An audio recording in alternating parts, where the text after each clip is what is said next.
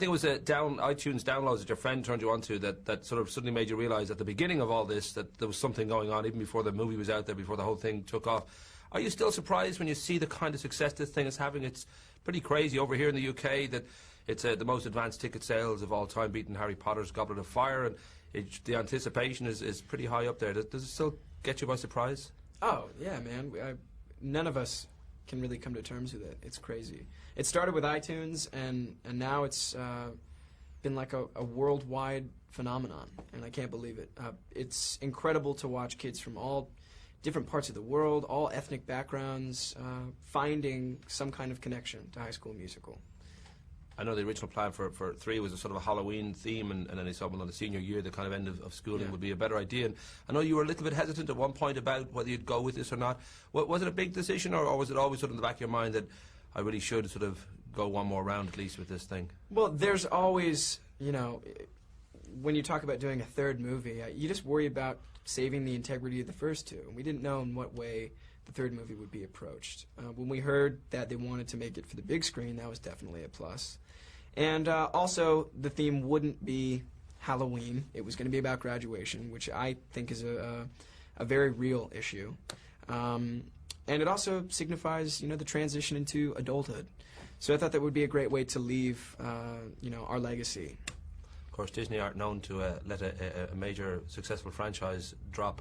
So this idea that there is a High School Musical 4 in the pipeline, is that something that you've even considered the possibility of even walking by and waving in the background or being part of in any way, shape, or form? I mean, our characters graduate. I don't know how it would work. You could all fail and have to repeat the year. Yeah, perhaps. I mean, honestly, there's no one I've talked to High School Musical 4 about more than the press, because no one at all has talked to us directly about the fourth movie. I suppose in many ways, second only Scientology, Disney is the biggest cult in the movie world, and that idea that they have, right now, they have dancing tweens and singing chihuahuas wrapped up, that whole market is theirs. I mean, is there a part of you that thinks, well, this is great and this is wonderful and I love it, but I've really got to, you know, be able to do other things, like not to be just part of this one particular kind of idea in people's minds? Yes, absolutely. That's very important to me. Earlier in the year, before we filmed High School Musical, I was able to do 2 other movies. One's called 17 Again, and that's a family comedy, non-musical.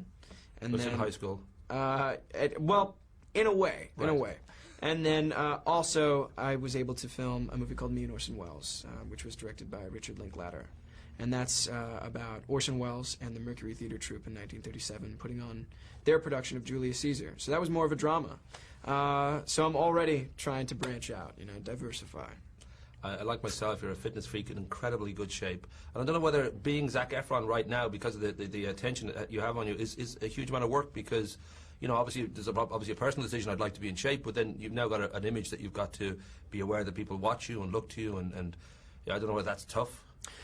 You know, it's for me, it's always been about the work. It's been because I've enjoyed doing it. And everything else has been either a pleasant or unpleasant side effect. You know, so I'm just trying to be myself. And the other side of it too, that you are just in the public eye now. That you seem to be kind of private, but I mean, with yourself and Vanessa, you've always sort of managed to dodge bullets on that and not be kind of too exposed. And yet, obviously, the whole media, as far as they're concerned, this is a wonderful relationship. And I guess you just don't want to go down that Heidi and Spencer Pratt kind of role where you're suddenly doing shots on a beach together and trying to do picnics together. And I mean, it's obviously very important to you not to be in the public eye when it comes to your private life. Well, there's a very obvious trend in this industry, and the more public your personal life becomes, the more your professional career diminishes. And I don't want to, you know, fall victim to that.